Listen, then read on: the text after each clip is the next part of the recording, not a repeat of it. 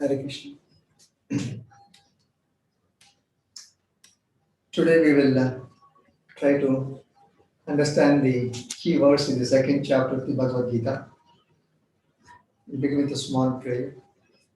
Om Jnanati Mirandasya Jnanandana Shalakaya Chakshunmilitam Yena Tasmai Shivare Namaha Namo Vishnu Padaya Krishna Prashtaya Bhutale Srimate Bhakti Vedanta Swami Dinamani Namaste Saraswati Deve Gauravani Pracharani Nirvishesha Shunyavadi Paschati Deshatarani Jai Shri Krishna Chaitanya Prabhu Nityananda Shri Advaita Gadadhara Shri Vasadi Gaura Bhakta Vrinda Hare Krishna Krishna Krishna Hare Hare Hare Rama Rama Rama Hare Hare.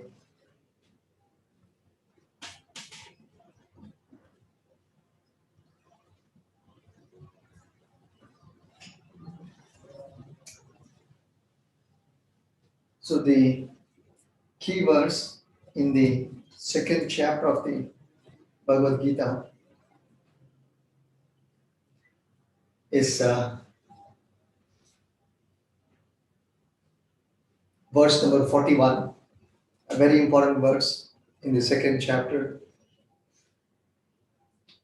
Lord Krishna tells Arjuna, Vyavasayatika buddhihi ekeha kurunandana bahushaka hi anantascha buddhayo avyavasayina. So Krishna says, those who are on this path are resolute in purpose and their aim is one. O beloved child of the Kurus, Kurunandana, the intelligence of those who are irresolute is many branched. Buddhayo avyavasayana. So two things Krishna is saying. Those who are on this path of Buddhi Yoga or Krishna consciousness, they are resolute in purpose. That means they are very fixed in their decision, in their goal. They have fixed up Krishna as their goal of life. Those who are devotees, they have fixed up Krishna as their final goal in their life. Krishna is everything in their life. So therefore their aim is one and their intelligence is fixed on Krishna. Their intelligence is not many branched. On the other hand, those who are not Krishna conscious, they cannot fix on one single specific goal or destination. They'll go on hovering on different goals, destinations. Basically, aimlessly, although they think they're aiming towards something and achieving that something, but once you achieve that something, which is not in line with Krishna consciousness, you very soon realize, oh, this is not what I wanted. I think there must be something more, something better, something else I'm looking for. Every person must have realized this by this time.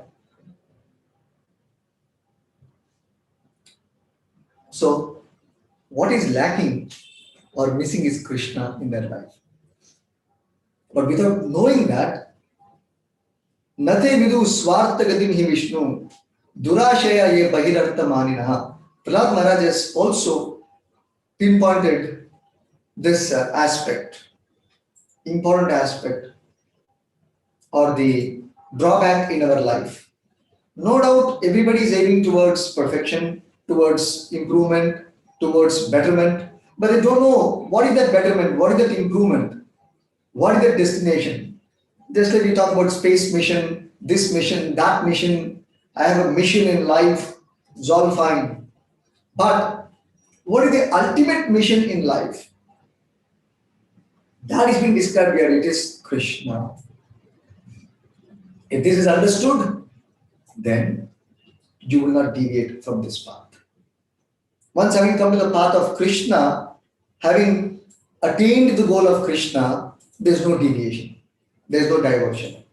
We have seen that those who come to Krishna consciousness, there is no diversion. Their aim is one. Those who are not in Krishna consciousness, their intelligence is many, many branched. So this is the idea Krishna is explaining in this verse of the Bhagavad Gita.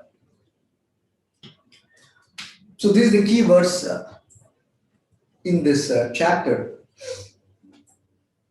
Basically, because this chapter is entitled Contents of the Gita Summarized. So what is the summary of the Gita ultimately? If you want to know. So this verse is very nicely indicating. The whole second chapter is a summary of the Gita, where Krishna describes different aspects of his instructions to Arjuna. And here Krishna is talking about Buddhi Yoga, which is a very important instruction of the Lord to all of us. So, first of all, in this chapter, Krishna began describing about the position of the soul, because Arjuna was lamenting for the loss of all his relatives, friends, teachers, etc. Because he had to kill them, he had to face them, fight them, and kill them. So he was feeling uncomfortable for killing them. In other words, killing their bodies, because the soul is not killable.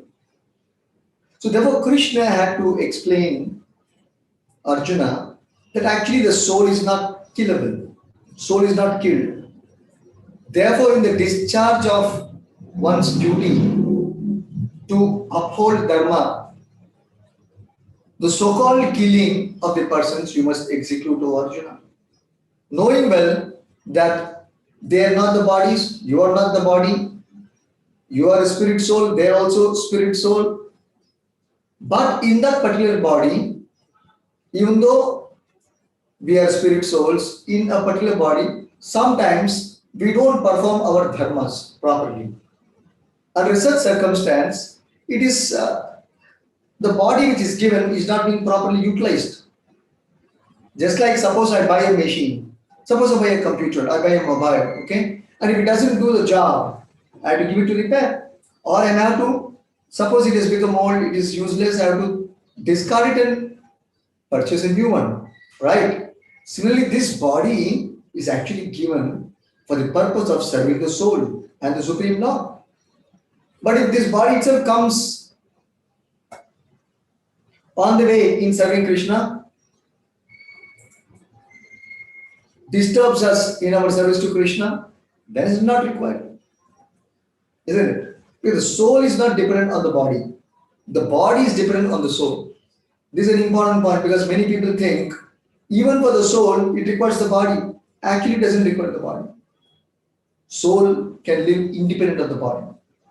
In this world, when the soul comes, because the soul, me or you, the proper soul, Atma, because we desire to enjoy in a particular way in this world, this body has become a kind of necessity, although not, to fulfill material desires. And so many material goals which we have created from our mind, concocted from our mind, hoping that all these things will satisfy me. So to facilitate that, Krishna has given us this body. But otherwise, the soul in his spiritual position is not in need of this body. He can remain transcendently happy in his spiritual identity, in his spiritual position. Anyway, having got this body, we are thinking that we are this body. Now the entire identity is forgotten, that I am a soul. Now I am thinking I am this body. Mind and intelligence, material body, material mind, material intelligence. And we are trying to give all kinds of comforts only to my body, my mind, my intelligence. And that is struggle for existence. Constantly we are trying to keep this body, mind, intelligence, our ego satisfied.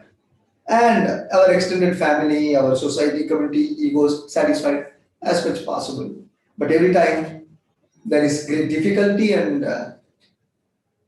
lot of failures, therefore we are pained. You see? So therefore, here it is described.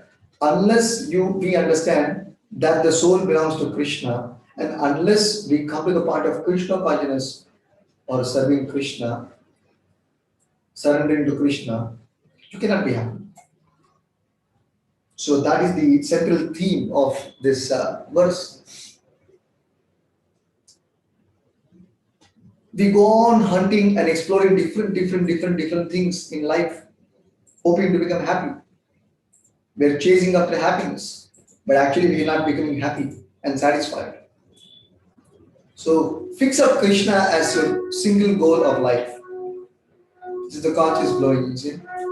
The arati time in the temple. The bells are ringing. This is the truth. This is the genuine truth of life. Fix up Krishna as your goal of life and see how your entire life changes. Turns towards complete happiness. So, Vyavasayatmika Buddhi means fixed up intelligence, not many branched intelligence, only Krishna. The word Vyavasayi means one who is engaged in a particular business, Vyavasayi. So the word Vyavasaya actually means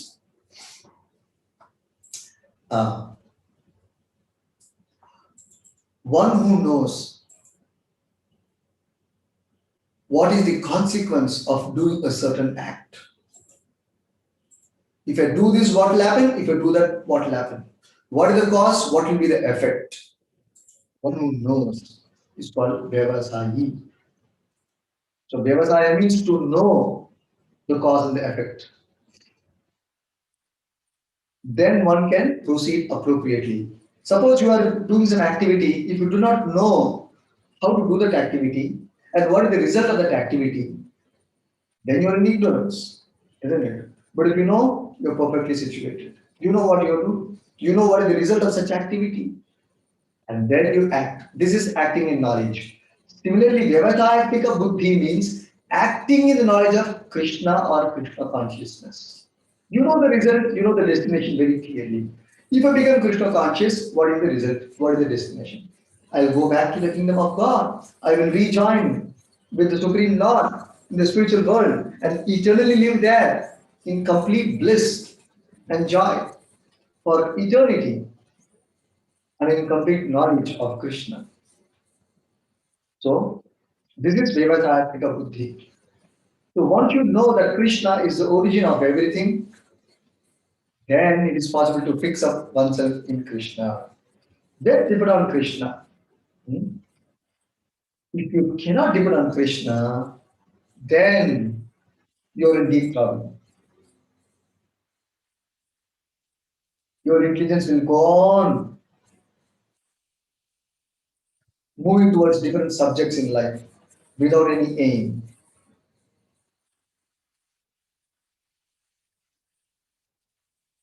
In the purport to this verse, Prabhupada explains or divides what is Shraddha very nicely. Shraddha Shabde Vishwasa Kahe Sudrida Nishchaya Krishna Bhakti Kaile Sarva Karma Kritahaya. That means faith means unflinching trust on something sublime. It's a beautiful definition given by Prabhupada. Faith means unflinching trust on something sublime. And that sublime aspect in life is Krishna or Krishna consciousness. So, this verse actually is basically explaining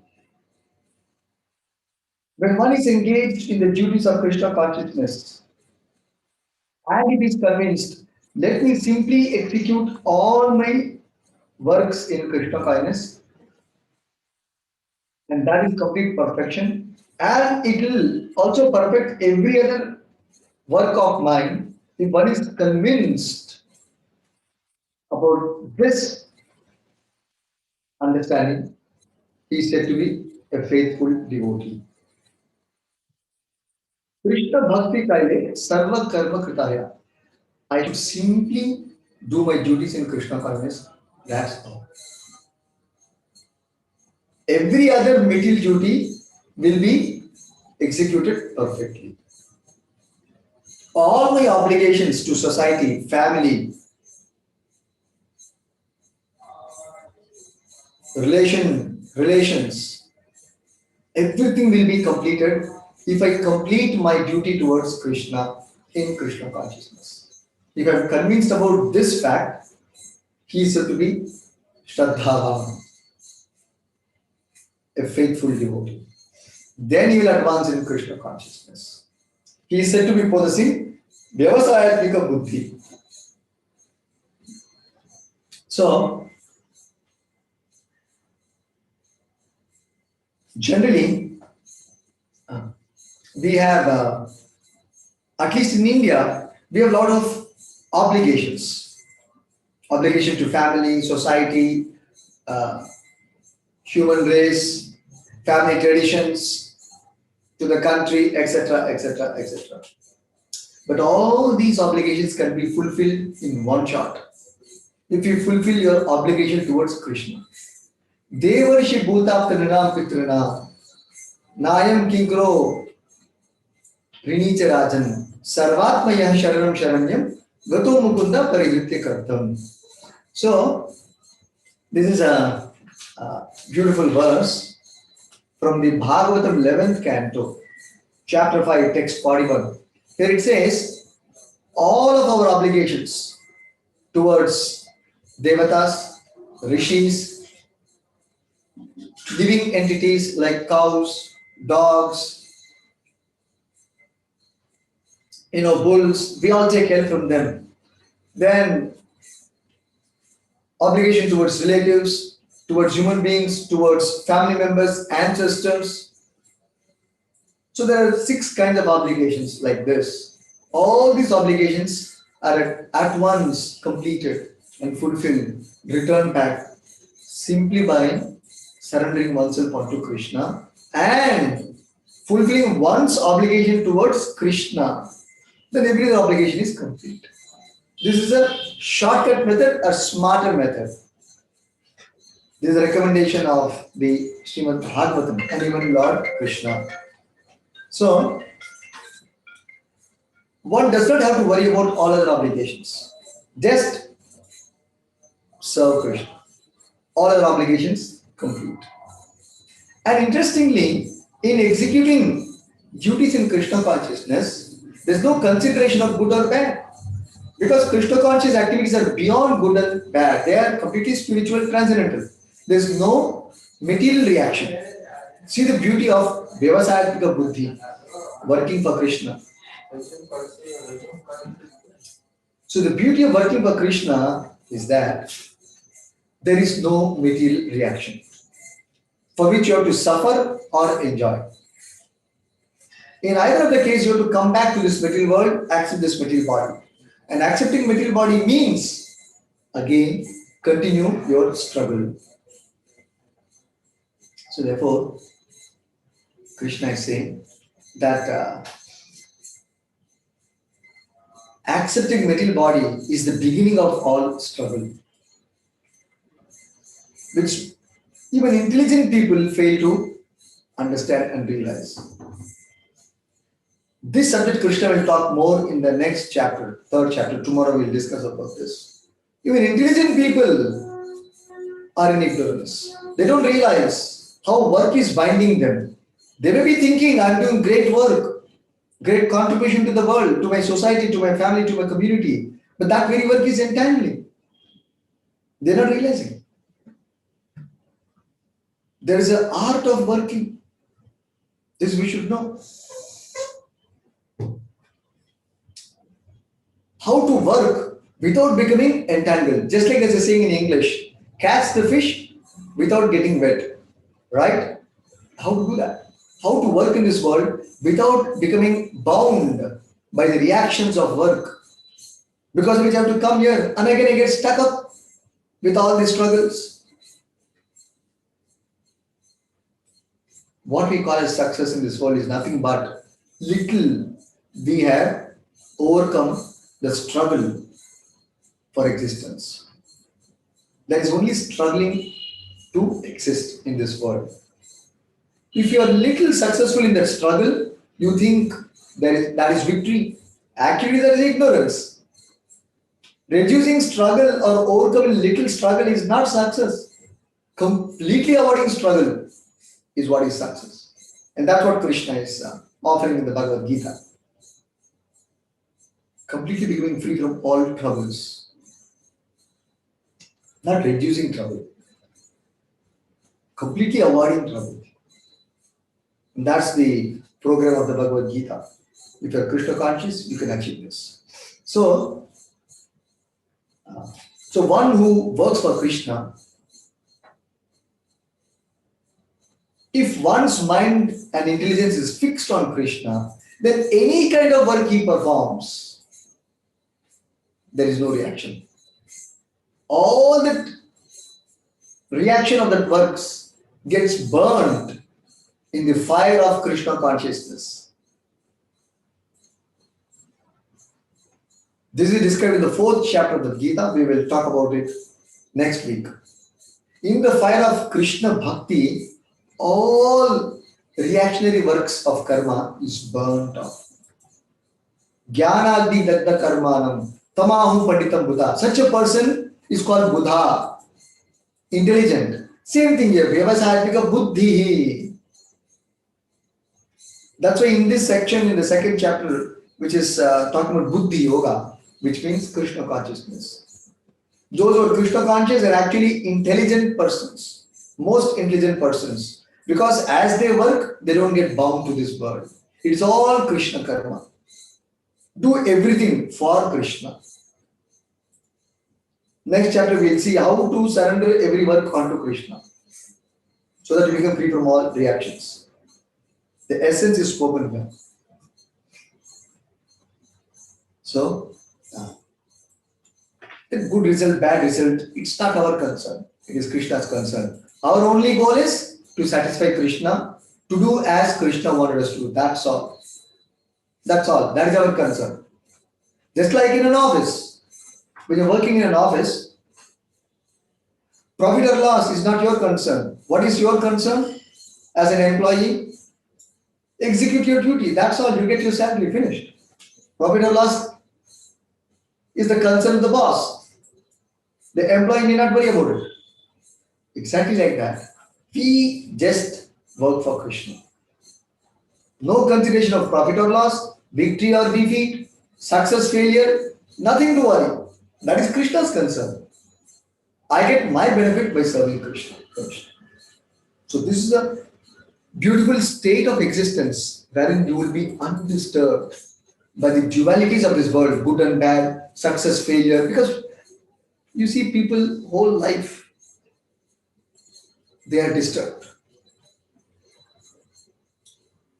They are disturbed whole life by success, failure, victory, defeat, profit, loss, good, bad, good treatment, bad treatment, all kinds of things. But if you know, I have nothing to do with any of these results, whether positive or negative.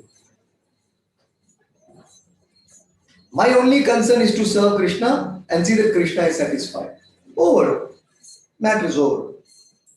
I have perfected my work. Finished. So this is how we should live in this world and execute our duties, being detached. Then you will be very happy. Expectation brings frustration, brings pain. No expectation materially except Krishna's blessings, then you will be very happy and very peaceful. So, what is the basis of this fixed intelligence or resolute intelligence? What is the basis? The basis is knowledge, transcendental knowledge. How can one become so fixed up in Krishna alone? And why should one come to this point of Krishna alone? Why are we stressing Krishna so much? This question may come. Why are we stressing Krishna so much? This is a possible question, a justifiable question. So this goal, when a devotee is fixing, it is not out of sentiment. It is based on perfect knowledge. What is that knowledge? Why only Krishna? And why Krishna is the ultimate goal? Because he is in perfect transcendental knowledge. That knowledge meaning Vasudeva Sarvam Iti. He knows that Vasudeva is everything in life. There is nothing which is not Vasudeva. Everything is connected with Vasudeva in one way or the other. One who can come to this point of understanding and realizing, then he can possess Vyavasayatmika Buddhi. Otherwise, he will not be steady. He will not be steady. He may even give up Krishna consciousness if he doesn't have this understanding. We have to be thoroughly convinced that Krishna or Vasudeva is everything in this world and in the other world, in this life and in the next life. Just to give a simple example, Prabhupada explains in the purport. Just like there's a tree, and if you want to satisfy the tree, if you want to nourish the tree, then there is the root of the tree. You water the root, the entire tree is nourished, isn't it? Entire tree is nourished with all its trunk, stem, branches, leaves, flowers, fruits, everything. One shot. Like earlier I talked about one shot. Simply by serving Krishna, every other service becomes perfect. We will explain that. We will give examples also how it is possible. So this is one such example. How by serving Krishna, every other service is complete. This is the perfect example given in Bhagavatam, 9th canto by Shukadeva Goswami. Just like watering the root of a tree nourishes the entire tree, satisfies the entire tree. Similarly, Krishna being the root of creation, by satisfying Krishna, everybody in this world will be satisfied.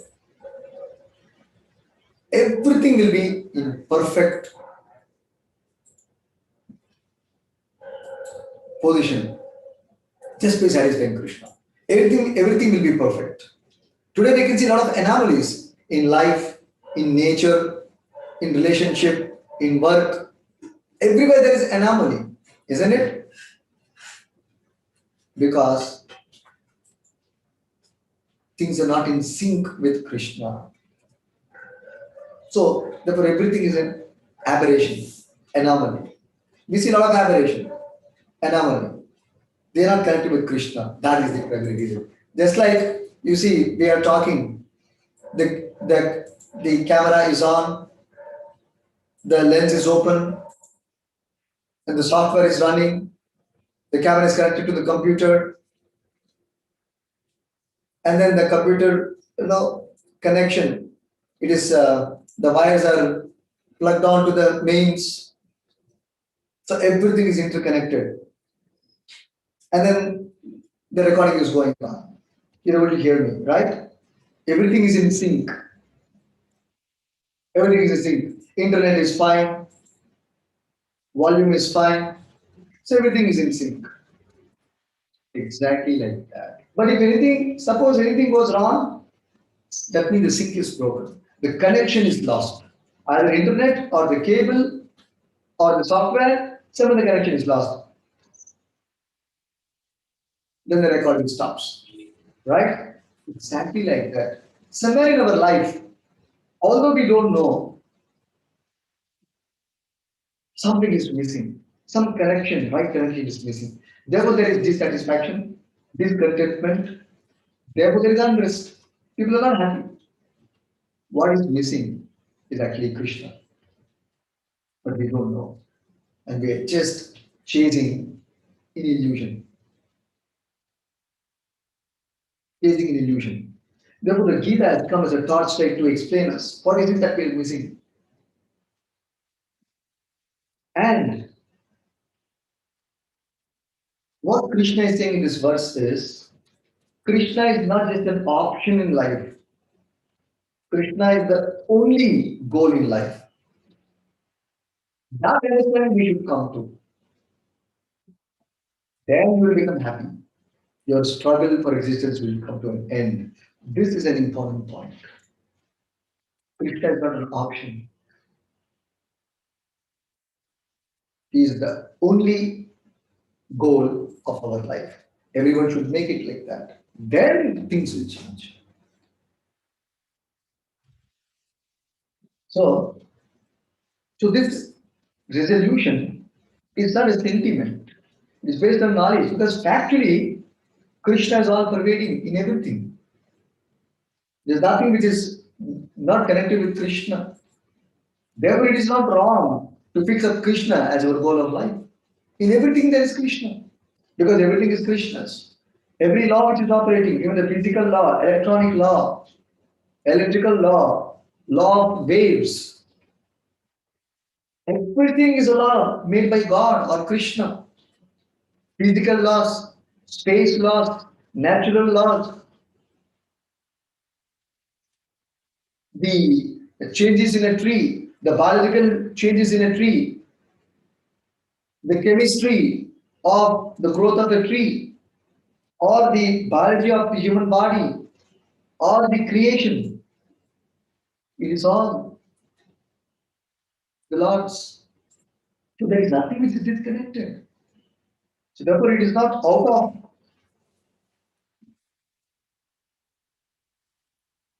it is not out of the scope to accept Krishna as everything.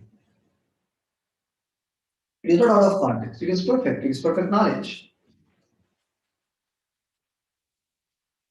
So just by watering the root, you satisfy and nourish the entire tree. Similarly by serving Krishna, you can execute all duties perfectly.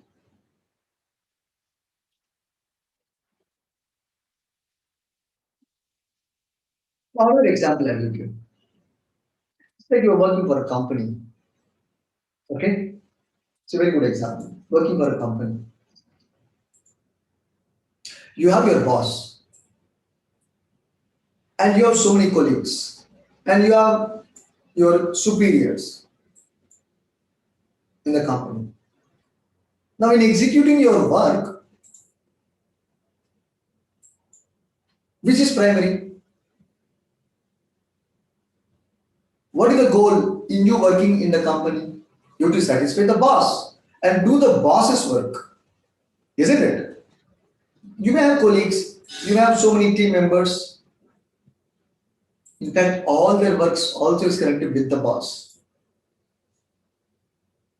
But you have to execute your work assigned to you by the boss, not somebody else's work. Their work is assigned by the boss for them. You have no role to play there, actually speaking. Your concern is only you execute your work towards your boss. Exactly like that. We are all individuals in this world. If you consider this world as a company and Krishna as the boss, and you as one individual, and others as your colleagues in this world, then you have your assigned duty towards the boss, Krishna, not towards others. Just like when you go for your job every day, you have to do your duty, not your neighbor's duty. If there is connection, one activity is connected to the other activity, your work is different on the other person's work, that's fine. But primarily, it is your work towards your boss. In executing that, secondarily, so as a support, you may take the help of some other person's work, or you may have to support the other person, knowing when even that person's work is for the boss. Or if I am taking support from the other person, it is to complete my task towards the boss. So in this way, everything is in place. Hope you get the idea now. So in that way, by serving Krishna, fulfilling the obligation towards Krishna, every other obligation duty is complete. So you can meditate more from this example. If you have any doubts, we can discuss. You can always discuss later with us. That is why Prabhupada next explains in the purport. This brings in the necessity of the guidance of a spiritual master. Now, how to do that work in Krishna consciousness? How do we connect all the works of oneself and others and consolidate them to offer it to Krishna? So, Krishna consciousness doesn't mean laziness. Krishna consciousness or Vyavasayatmika Buddhi does not mean rejecting work. but rather how to do that work which is aiming towards Krishna alone. How all that work can be consolidated towards Krishna. Not that you have to somehow make it, rather it is actually his work only. Just like the boss is given a project, and that project may require 10 departments and 100 people. So all the 100% may be working in different chambers, different rooms, different floors. But all of that consolidation of all of that work is the project given to the boss. But if that is not happening, then that's not good, correct? Then you will not get the salary, you will not get the increment, there is performance appraisal, and they'll say, oh, you didn't complete the task, you didn't do this project. Got it? You will be questioned. Exactly like that. Those who are not fixed in Krishna consciousness, they cannot be happy. Because they are not executing their duties. But those who execute their duties, they are very happy. Just like a student. Just like, okay, coming back to the same example. Among the 100 people, if you have done all the work perfectly, you are happy. No fear. But those who have not completed their duty or have not done anything in that line, rather doing something else, whiling away time, or doing something else which is not their duty, then they'll have an element of fear because the boss will ask what happened. He will call for results and you will not be able to tell anything, offer anything. So such a person cannot be peaceful, cannot be happy, correct? Exactly like those who are not Krishna conscious. Why people are not happy? Although they don't know, the fact is that because they're not executing their duties towards Krishna. As simple as that. Similarly, a student, if he studies, he is very confident, very happy, very peaceful, very joyful. He can play also after studying. He is very confident to write the exam. The student is not prepared well or who has whiled away his time doing something which he is not supposed to do, and therefore the time is lost. And when the actual moment of exam came, he is not prepared. There is fear, there is anxiety, there is no peace. So therefore, the person who fixes up Krishna as his goal in life is the most peaceful person, a very satisfied, contented person. He has reached the goal. So that is why how to make our work perfect. You require the guidance of a guru, an expert spiritual master. Just like you require an expert teacher or an expert team leader to guide you to complete your job to the satisfaction of the boss. Exactly that you require a bona fide spiritual master who knows what is in Krishna's mind, what Krishna is expecting from us. And he will guide us. Do this, do that. This is what Krishna is expecting. Now the question might have come, where to satisfy Krishna? How do we know what Krishna wants? What is satisfying Krishna? And how do we know if I have done something, is this satisfying Krishna or not? How do you know? Therefore, you put a via medium. Just like between your boss and you have the team lead who will attend the meeting. You have a project head who will attend the meeting with the boss. And then he is the interface between you and the boss. And he will tell you whether the boss is happy or satisfied or not. Exactly like that, the spiritual master is the bona fide representative, loving representative of the Lord. So, by the guidance of the spiritual master, we will know how to execute our duties in Krishna consciousness perfectly. Then you can execute, and then you can be sure the Lord will be satisfied. Yasya prasadat bhagavat prasadat. Yasya aprasadam nagati kutopi. By satisfying the spiritual master, you know you will satisfy Krishna. But the spiritual master is not satisfied, Krishna cannot be satisfied. For sure. Because the spiritual master knows what Krishna exactly wants. And he is telling you, we just execute, our job is very simple. Then Guru is happy, Krishna is happy. So, Prabhupada concludes the purport by saying, however, the whole success of this process depends on the knowledge that you are a spirit soul, part and parcel of Krishna. Not this material body.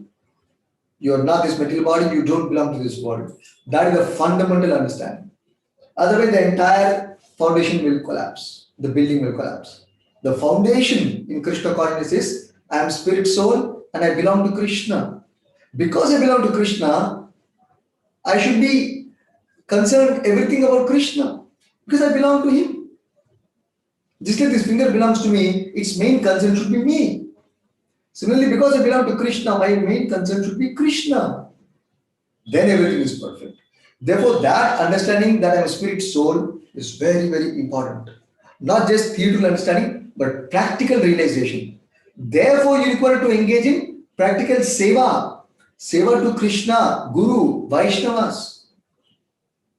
Then there is realization, not just theoretical. When you are engaged in the service of Krishna practically, then there is no scope for material karmas. There is no material reaction. So then you can become liberated.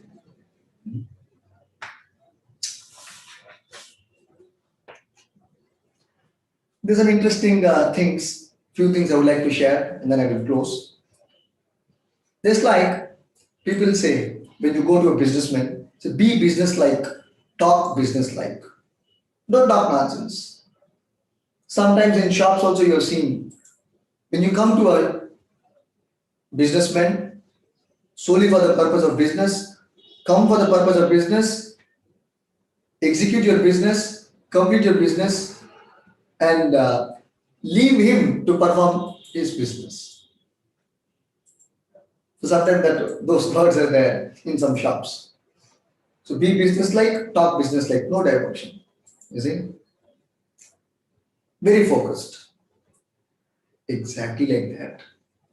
We also have to be focused in our main primary business in human life, which is attaining Krishna, understanding Krishna. To attain Krishna, first of all, you should know who is Krishna. Why should I attain Krishna? So you should read Bhagavad Gita, Srimad Bhagavatam. Without Krishna, nothing exists. Even I am a non-entity without Krishna. He is everything. And I am part of that everything. Therefore, Krishna is very important and cannot be neglected in our life. Even for every material success, material joy, Krishna is the cause. Even for all spiritual success, spiritual joy, Krishna is the cause. So how can we avoid Krishna? So, in this way, we scientifically and philosophically and objectively understand Krishna and Krishna's connection with this world and remain fixed up in Krishna consciousness. So, everybody is having his own interests. I'm thinking I'm an American, I'm an Indian, I'm a Hindu, I'm a Christian, I'm a Muslim. Different kinds of interests are there. Forgetting the prime interest, Krishna. So, if I think I'm an American, then my interest is American. If I think I am an Indian, my interest is Indian. If I think I'm a Brahmana, my interest is a Brahmana. But I'm none of these things. I'm none of these things. We have created so many false interests based on bodily designations. I am Brahmana, Kshatriya, Shudra, male, female, Indian, American. I'm none of these things. That is why that understanding of soul is very important. Our real interest is in Krishna. Nate swartha gatim hi Vishnu. So that's what Prahlad Maharaj said. Then you become happy. There's only one interest. Just like for a real businessman, he is very focused. He is very focused. He doesn't divert. He's very focused on business. Even if he talks with the customer and connects with the customer, talking so many social things just to connect with him, deep within his heart, he is very clear. His interest is business. Very focused. So exactly like that, we may be doing many, many activities, but our focus and interest is Krishna. That is called Vyavasayatmika Buddhi. That requires expertise, expert guidance from the Guru, spiritual master. So therefore, we require to approach the spiritual master.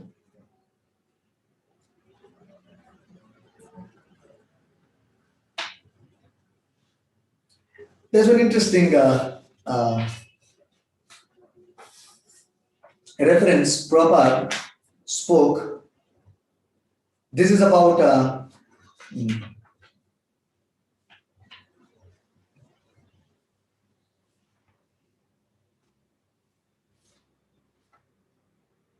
just like a diamond merchant.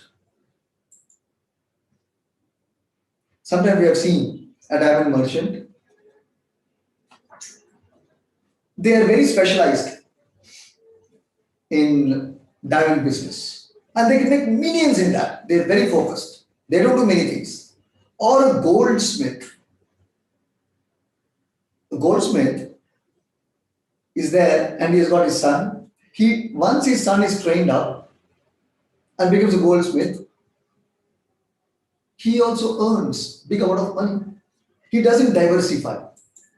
He's very focused in his work. Very focused in his work. And he can earn millions. Just like I know one of the well-wishers of ISKCON in Mysore. He's a diamond. He's a gemologist. He's having a diamond shop, and he's very focused. He's not diversified. Very focused, and he's earning good money. So like that, when things are concentrated, the effect is more. Just like the example is given, when the sun rays are concentrated to a particular point, then the effect is different. Intensity is different, isn't it? You get a mirror, a convex mirror, and then you focus all the sun's energy. Sometimes you try to converge all the heat available in a glass. Sometimes the glass may break, or if there's a paper in your hand, you can do this experiment. Try to consolidate all the heat around. It may burn. So basically, it's a question of intensity. Similarly, when you're fixed in Krishna consciousness exclusively with no diversions to anything, then it's no karma reaction. So, a very important point here is, does all paths lead to God? No. Just like Prabhupada always said, just like every train does not go to Delhi, only trains go to Delhi will go to Delhi. It's an important point to note. Sometimes we use examples just to prove a wrong point. Example is not the truth. Example is a support to understand the truth. The truth is Krishna is Sarvamiti, Vasudeva Sarvamiti. He explained the 7th chapter of the Bhagavad Gita by Krishna himself. I am the ultimate truth. Matta parataram nanyat kinchit asti dhananjaya. There is no truth superior to me, Krishna is saying. There is no truth superior to me. I am the highest truth. So therefore, there is no second thing. So, sometimes people use the example, all rivers join the ocean. These are all examples per se, it's fine. But you cannot prove something from an example. But you may understand a truth from an example. But example cannot lead to the truth. It's a very important point. You cannot give wrong examples. All rivers may join the ocean, that's a different thing. Similarly, you cannot say all paths lead to God. No. All paths don't lead to God. Therefore, you can see in this world that people have so many interests. So people have so many diversified interests. Hardly people are interested in Krishna. So it's not that by doing material activities, by singing materialistic songs, by going to cinema, by pursuing one's business or some social activity, you become Krishna conscious. No. Only by pursuing Krishna, you become Krishna conscious, not otherwise. By pursuing bhakti, you approach Krishna, not otherwise. So this has to be understood.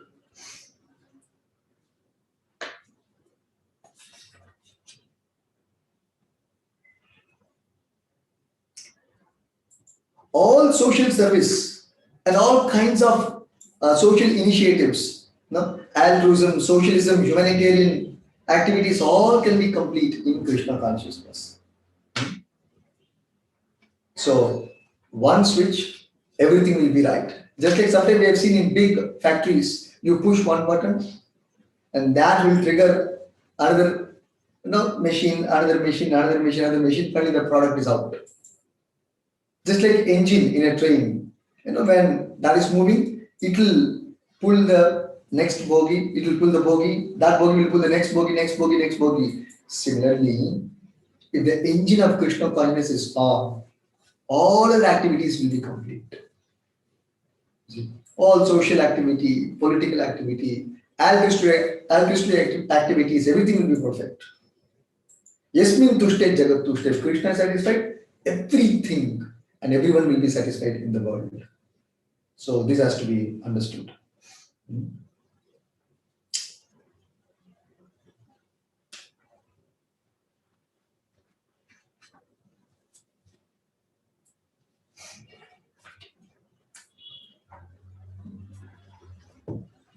So if anybody has any questions, then I can try to answer.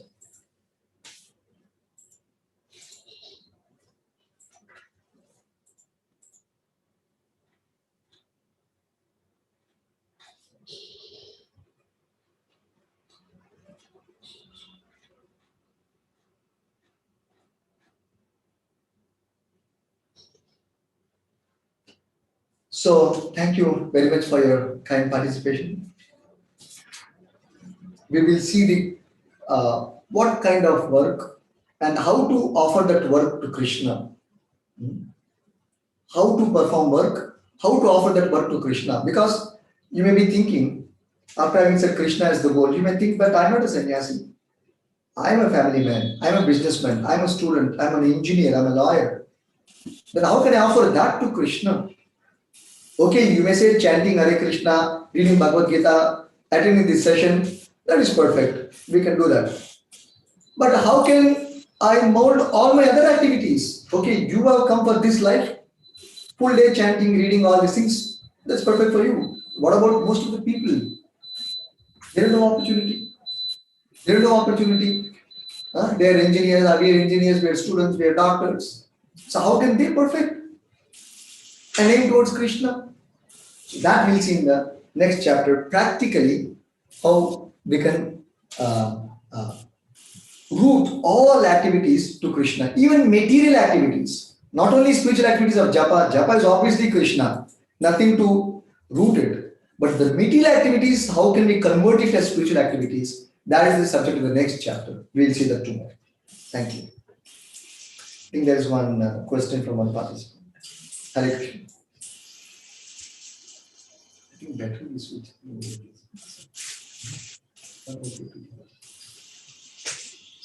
Hare Krishna. Any participant has any question?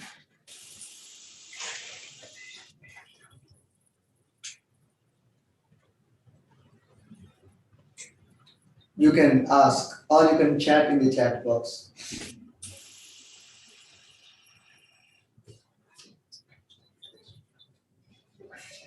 Okay, so thank you so much.